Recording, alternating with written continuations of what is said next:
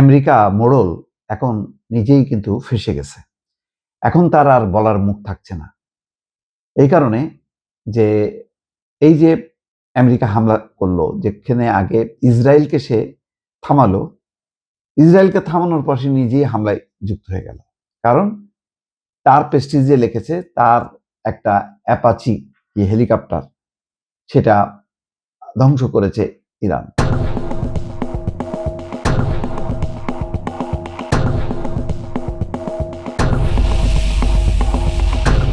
Hormuz প্রণালী এটা নিয়ন্ত্রণ ইরানের হাতে, তারা বলেছে। তো এখন কি হলো, ইরান কি বসে থাকবে নাকি?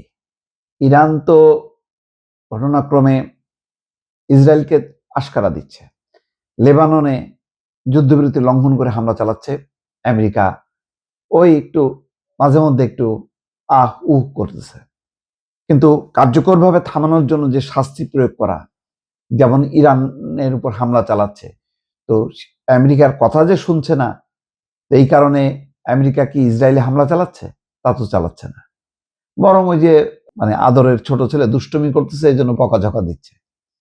তো কিন্তু অন্যরা কিন্তু যদি দুষ্টুমি করে আমেরিকা হামলা চালায়। ইরান তো খুব সীমিত আকারে একটা হামলা চালাইছে, তার উত্তরে যেভাবে সে বোমাবর্ষণ করছে ৩-৪ জায়গায়, এরপরে আর যুদ্ধবিরতি সেটা অকার্যকর হয়ে গেছে। এবং বলছেন যে ইরানের পররাষ্ট্র মন্ত্রণালয়, মার্কিন হামলায় অর্থহীন হয়ে পড়েছে যুদ্ধবিরতি। তার মানে এখন আর এই যুদ্ধবিরতি আর যুদ্ধবিরতি হিসেবে থাকলো না, এটা যে কোনো সময় যে কেউ হামলা করতে পারে। তো এইটা পুরো বিষয়টা ফার্স করে ফেলতেছে আমেরিকা, ইসরায়েল, তাদের কাছে যুদ্ধবিরতির অর্থহীন। অর্থাৎ যুদ্ধবিরতি হলো যে তুমি হামলা বন্ধ করবা, আমি হামলা করব। অর্থাৎ আমার হামলার অধিকার আছে, তোমার হামলার অধিকার নেই। এই লেবাননেও যা, গাজাতেও তাই, সমস্ত ক্ষেত্রে ইসরায়েলি কাজটা করতেছে। এখন কি হবে? মধ্যপ্রাচ্যে নিয়ে যে ট্রাম্প এই সংকট থেকে বের হয়ে আসার চেষ্টা করছিল, তার সামনে নতুন চ্যালেঞ্জ, কিন্তু দেখা গেল সে এখন এই পাকে জড়ায় থাকলো। এবং এখন ইসরায়েলকে সে একদিকে থামালো, কিন্তু নিজে এখন যুদ্ধের মধ্যে পড়ে গেল। তো ইরান তো সে জানে যে এখানে তার হারানোর কিছু নেই, কারণ যে ধরনের শর্ত দিয়ে সে চুক্তি করতে চায় সেটা তো ইরানের জন্য খুব সুখকর বিষয় না। তার সমৃদ্ধ ইউরেনিয়াম হস্তান্তর করতে হবে, তার পারমাণবিক কর্মসূচি বন্ধ করতে হবে।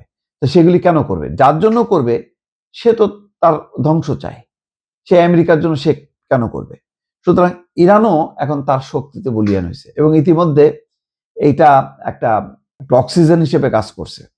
কারণ ইরানকে যেভাবে আঘাতের পর আঘাত করে একেবারে তছনছ করে ফেলছিল, সেখানে 40 দিন যাবত, তারপরে যুদ্ধবিরতি, সেই যুদ্ধবিরতির সময় ইরান শক্তি পেয়েছে। এর মধ্যে চীন, রাশিয়া তার পাশে এসে দাঁড়াইছে, এবং সে তার সমস্ত এরপরের যুদ্ধ হইলে, হামলা হইলে কি করবে, কোথা থেকে কি অ্যাটাক করবে, সব কিছু এটা নিয়েই সে ব্যস্ত ছিল। তো সেই পরিকল্পনা সাজাইছে, কিন্তু আবার এটাও বলছে যে সে যুদ্ধের জন্য প্রস্তুত, আলোচনার জন্য প্রস্তুত। তো এখন ওরা তো যুদ্ধ বন্ধের জন্য প্রস্তুত না, বিশেষ করে ইসরায়েল। আমেরিকাও বুঝে হোক না বুঝে হোক ইসরায়েলের ট্রাপে পড়ছে। এখন যেটা হলো, পুরো ওই অঞ্চলে, মধ্যপ্রাচ্য, লেবানন থেকে শুরু করে ইরানে সমস্ত জায়গায় যুদ্ধবিরতি অকার্যকর হয়েছে এবং অর্থহীন হয়ে পড়ছে, এবং এর দায় প্রধানত মার্কিন যুক্তরাষ্ট্রের এবং সেই সাথে ইসরায়েলের।